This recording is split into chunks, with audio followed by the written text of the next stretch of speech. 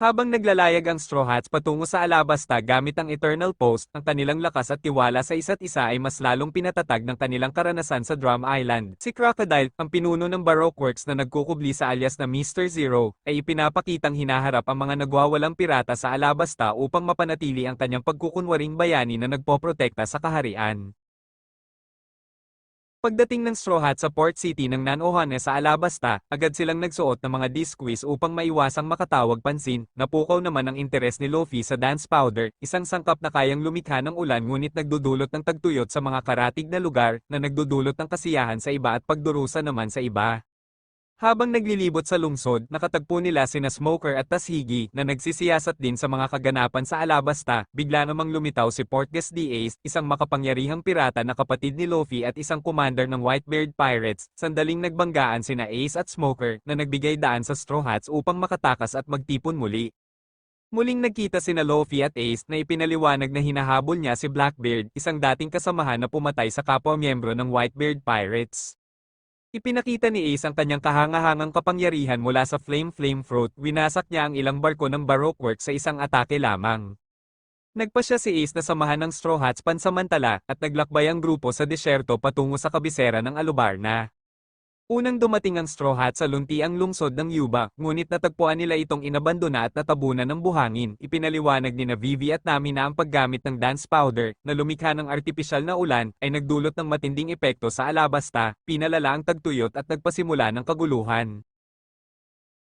Sa kanilang paglalakbay sa disyerto, hinarap ng grupo ang maraming panganib, kabilang ang matinding init, pagkaubos ng tubig, at mabangis na mga hayop. Habang naglalakad sa disyerto, natuklasan ni Nami at Vivi ang mas mabilis na paraan ng paglalakbay at pansamantalang iniwan ang iba. Gayunpaman, sa kanyang pagsubok na makahabol, nahiwalay si Ace sa grupo.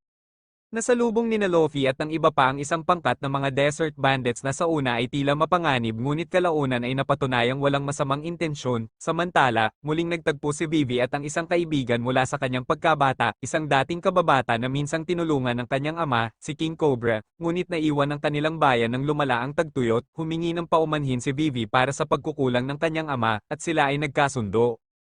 Nabalitaan ng Straw Hats ang tungkol sa isang maliit na nayon kung saan nagpapanatili ng kapayapaan ang mga pekeng tagapagbantay ng hukbong rebelde. Hiniling ni Vivi sa grupo na subukan ang kanilang determinasyon, at bagaman nagbalak umalis ng mga kalalakihan sa unang senyales ng panganib, sa huli ay nanindigan sila at pinatunayan ang kanilang kahandaan na ipagtanggol ang nayon.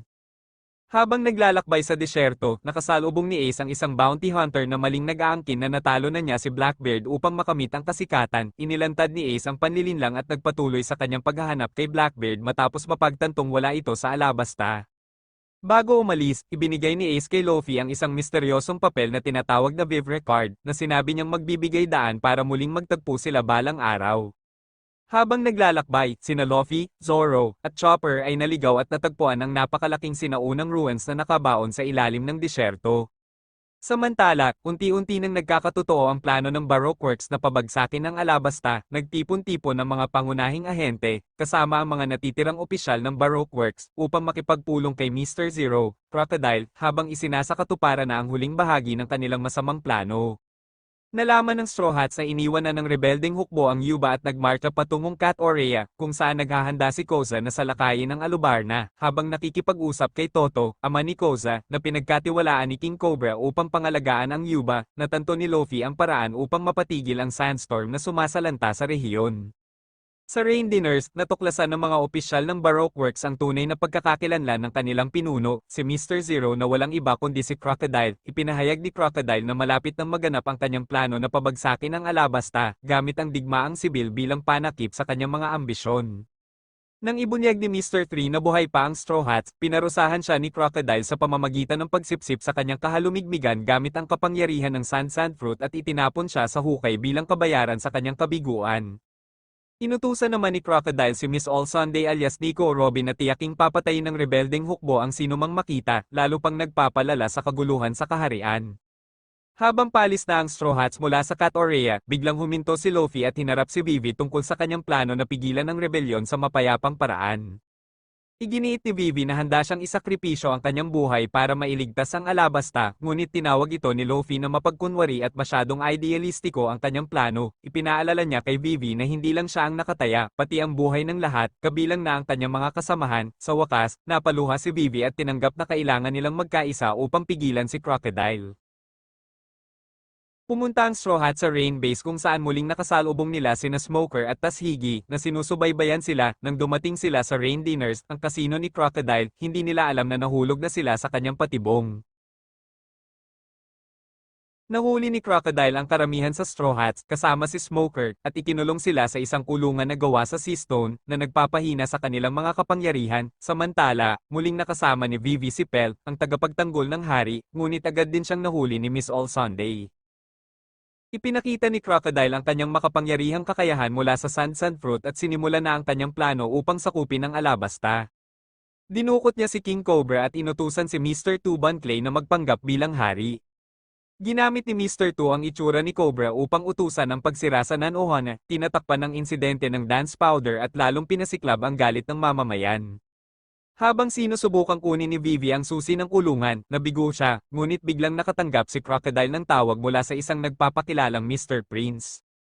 Kalaunan, nabunyag na si Mr. Prince ay si Sanji, na tusong dinistract si Crocodile para malayo ito sa kasino. Habang wala si Crocodile, bumalik si Sanji upang sagipin ang Straw Hats. Natuklasan niyang buhay pa si Mr. 3, na nalunok ng isa sa mga Banana Gators, gamit ang kanyang Wax Fruit powers, nagawa ni Mr. 3 na kopyahin ang susi at napalaya ni Sanji ang grupo.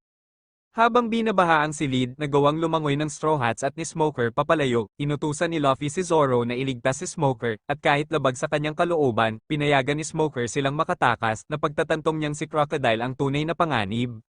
Matapos makatakas sa Rain Dinners, nagmadali ang Straw Hats at si Vivi sa pagtawid sa disyerto patungo sa Alubarna, kung saan magaganap ang huling labanan, ngunit biglang sinalakay ni Crocodile si Luffy, nagsimula ang unang laban nila. Napagtanto ni Luffy na walang epekto ang kanyang mga suntok kay Crocodile dahil sa Sand Fruit nito na nagbibigay daan kay Crocodile na maging buhangin at umiwas sa anumang pisikal na atake. Sa kabila ng pagsisikap ni Luffy, madaling pinabagsak siya ni Crocodile at iniwan siyang halos patay sa disyerto. Sa bingit ng kamatayan, nailigtas si Luffy ni Miss All Sunday na ibinunyag ang kanyang tunay na pangalan bilang Nico Robin. Pinagaling niya si Luffy at binigyan siya ng sapat na oras para makabawi. Samantala, pagdating ng Straw Hat sa Alubarna, malapit nang sumiklab ang rebolusyon. Pilit na pinipigilan ni Vivi si Koza at ang rebelding hukbo, ngunit isang espeya ng Baroque works sa hukbo ng hari ang nagpaputok ng bala, na nagbigay impresyon na ang Royal Army ang unang umatake. Sa kabila ng kaguluhan, muling nagsumamo si Vivi upang pigilan ang labanan, ngunit hindi narinig ang kanyang mga sigaw sa gitna ng kaguluhan. Habang papalapit ang rebelding hukbo, muntik nang matapakan si Vivi, ngunit nagawa siyang protektahan ni Kuro, ang kanyang tapat na spot build dock. Malapit nang magsimula ang labanan para sa kapalaran ng Alabasta, natuklasan ni Sanji na tinalo ni Mr. Tuban Clay sina Usopp at Eyelashes at patungo na ito kay Vivi. Gayunpaman, nabunyag ang panlilinlang ni Mr. Tu nang tawagin niya sa maling pangalan si Kuro at hindi niya inalis ang benda sa kanyang braso na naglantad ng kanyang tunay na pagkatao. Samantala, nahihirapan sina Usopp at Chopper sa laban nila kay Mr. Four at Miss Merry Christmas. Umaatake si Miss Merry Christmas mula sa ilalim ng lupa habang si Mr. Four ay nagpapaputok ng mga sumasabog na baseball gamit ang kanyang aso na si Lasso, isang baril na kumain ng dogdog fruit. Naisip ni Usopp na gumamit ng peking 5-ton hammer upang takutin ang kanilang kalaban, ngunit nabunyag itong panlilinlang at nabigo ang kanyang plano. Gayunpaman, ginamit ni Chopper ang kanyang talino upang manipulahin si Lasso na nagpaputok ng isang baseball sa ilalim ng mga tunnel na nagdulot ng pagguho at nagpahina sa kanilang mga kalaban. Nahuli ni Miss Merry Christmas si Usopp at tinukso siya sa pagsasabing patay na si Luffy habang malubha niyang sinaktan si Usopp. Gayunpaman, sa tulong ni Chopper, nagawa ni Usopp na linlangin si Mr. Four at nagawa nitong tamaan si Miss Merry Christmas, na nagresulta sa pagkatalo nito. Pagkatapos, ginamit ni Usopp ang mga sungay ni Chopper bilang tirador upang ihagis ang martilyo at tuluyang talunin si Mr. Four. Hinarap ni Sanji si Mr. Tuban Clay, at sa simula ay pantay ang kanilang laban. Gayunpaman, sinamantala ni Mr. Tu ang kahinaan ni Sanji sa pamamagitan ng pagbabalat kayo bilang Nami, na nagpapahirap kay Sanji na umatake.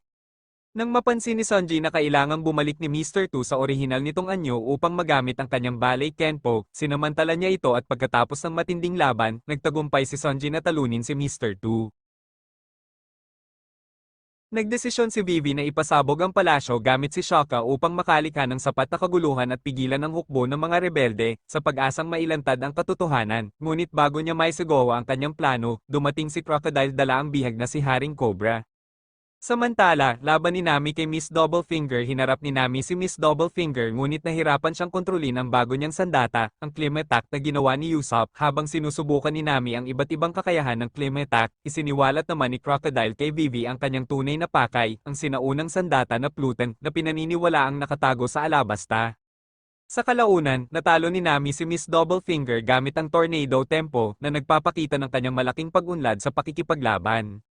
Samantala, hinarap ni Zoro si Mr. One si Das Bones na may kapangyarihan ng Dice Fruit na nagpapahintulot sa kanya na gawing bakal ang kanyang katawan. Dahil dito, walang bisa ang mga atake ni Zoro, matindi ang tinamong sugat ni Zoro at halos mapunta na siya sa limitasyon, ngunit natutunan niyang maramdaman ang breath ng lahat ng bagay na nagbigay daan sa kanya na hiwain ang bakal sa kalooban. Gamit ang bagong kasanayang ito, tinalo ni Zoro si Mr. One gamit ang isang malinis at tiyak na hiwa na nagmarka ng malaking tagumpay sa kanyang paglalakbay bilang isang mandirigma. Matapos ibunyag ni Vivi ang plano ni Crocodile kay Koza, sinubukan niyang pigilan ang labanan, gayunpaman, naghasik ng kaguluhan ang mga ahente ng Baroque Works, at sa gitna ng kaguluhan, nabaril si Koza. Sa kabila ng kanyang pagsisikap, patuloy pa rin ang digmaan, lalo pang nilulubog ang Alabasta sa kaguluhan. Luffy laban kay Crocodile, ikalawang laban itinapon ni Crocodile si Vivi mula sa isang mataas na lugar upang mamatay, ngunit dumating si Luffy sa tamang oras upang sagipin siya. Muling hinarap ni Luffy si Crocodile sa ikalawang pagkakataon, sa pagkakataong ito ay natutunan na niyang ang kahinaan ni Crocodile ay tubig. Sa pamamagitan ng pagbasa sa sarili ng tubig, nagawa ni Luffy na tamaan si Crocodile na nagbigay ng mas patas na laban sa kanilang dalawa. Gayunpaman, sa kabila ng kanyang pagsisikap, muling natalo si Luffy nang gamitin ni Crocodile ang kanyang kapangyarihan upang alisin ang kahalumigmigan mula sa lupa, na nagpahina kay Luffy at halos hindi na siya makalaban. Habang nagmamadali ang Straw Hats na hanapin ang napakalaking bombang itinanim ni Crocodile, pinilit ni Nico Robin si Haring Cobra na dalhin siya sa libingan kung saan nakatago ang poneglyph na naglalaman ng lokasyon ng Pluton. Sinubukan ni Tashigi na pigilan sila ngunit nabigo at natalo siya ni Robin. Pagdating ni Crocodile sa libingan, inutusan niya si Robin na isalin ang poneglyph, gayunpaman, nilinlang siya ni Robin sa pagsasabing ang poneglyph ay naglalaman lamang ng makasaysayang impormasyon at walang binanggit tungkol sa Pluton. Nang matuklasan ang kanyang panlilinlang, sinaksak ni Crocodile si Robin at iniwan siyang halos patay. Matapos makabawi mula sa pagkatalo, sinundan ni Luffy si Crocodile sa libingan para sa kanilang huling laban. Sa pagkakataong ito, ginamit ni Luffy ang sarili niyang dugo upang kontrahin ang kapangyarihan ng buhangin ni Crocodile, na nagbigay daan upang makapagpataw siya ng matitinding suntok. Ngunit ibinunyag ni Crocodile ang kanyang laso na kawit na intensyong tapusin si Luffy ng tuluyan. Sa kabila ng panganib, tumanggi si Luffy na sumuko, determinado siyang iligtas ang Alabasta. Samantala, natagpuan ni Vivi ang bomba at tumawag ng tulong sa Straw Hats. Nilabanan nila sina Mr. Seven at Miss Father's Day na nagbabantay sa bomba, ngunit natuklasan nilang ang bomba ay may time fuse na nagiging imposible para sa kanila na ma-deactivate ito. Nang malapit nang sumabog ang bomba, dumating si Pel at dinala ang bomba sa himpapawid. Sa isang makasakripisyong hakbang, iniangat niya ang bomba sa kalangitan, kung saan ito sumabog, iniligtas ang Alabasta mula sa ganap na pagkawasak. Huling laban ni Luffy at Crocodile. Nagsimula ang huling sagupaan ni Luffy at Crocodile, ngunit nahihirapan si Luffy dahil sa laso na ginagamit ni Crocodile. Sa kabila ng panghihina, nagawang talunin ni Luffy si Crocodile sa pamamagitan ng isang malakas na suntok na nagpatalsik kay Crocodile sa hangin matapos niyang itapon ito sa solidong bedrock. Habang bumabagsak si Crocodile, sa wakas ay bumalik ang ulan sa Alabasta, pinapakalma ang mga sundalo sa magkabilang panig. Gayunpaman, kahit bumabagsak na ang ulan, may ilang rebelde pa ring nais ipagpatuloy ang laban, ngunit dumating si Igaram dala ang pruweba ng pagiging inosente ni Haring Cobra, na sinuportahan ni Koza, na nagbunyag ng katotohanan sa lahat.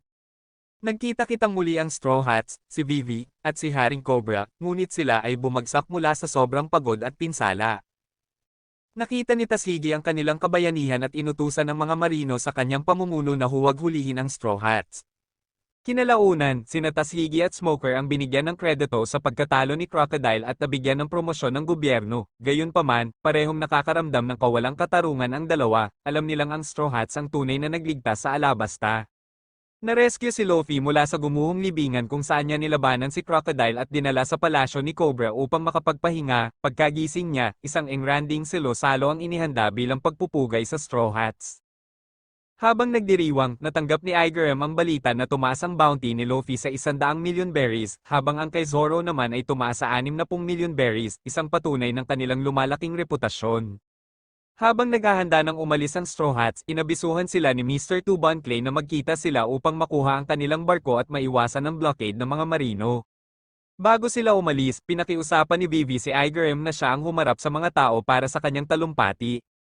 Sa kanyang mensahe, ipinahayag ni Vivi ang desisyon niyang di siya sumama sa Straw Hats ngunit tinanong kung ituturing pa rin ba siyang kaibigan kung sakaling magkita silang muli, dahil hindi sila makasagot ng malakas upang hindi mabulgar ang pagkatao ni Vivi. Tahimik na itinaas ng Straw Hats ang kanilang mga braso, ipinapakita ang X markang nag-uugnay sa kanilang pagkakaibigan, isang tahimik ngunit makapangyarihang simbolo ng kanilang hindi matitinag na samahan. Habang tumatakas ang Straw Hats, nagsakripisyo si Bon Clay at ang kanyang mga tauhan upang protektahan sila mula kay Hina, isang opisyal ng marino. Ginamit nila ang kanilang sarili bilang panlilinlang upang tiyakin ang kaligtasan ng kanilang mga kaibigan.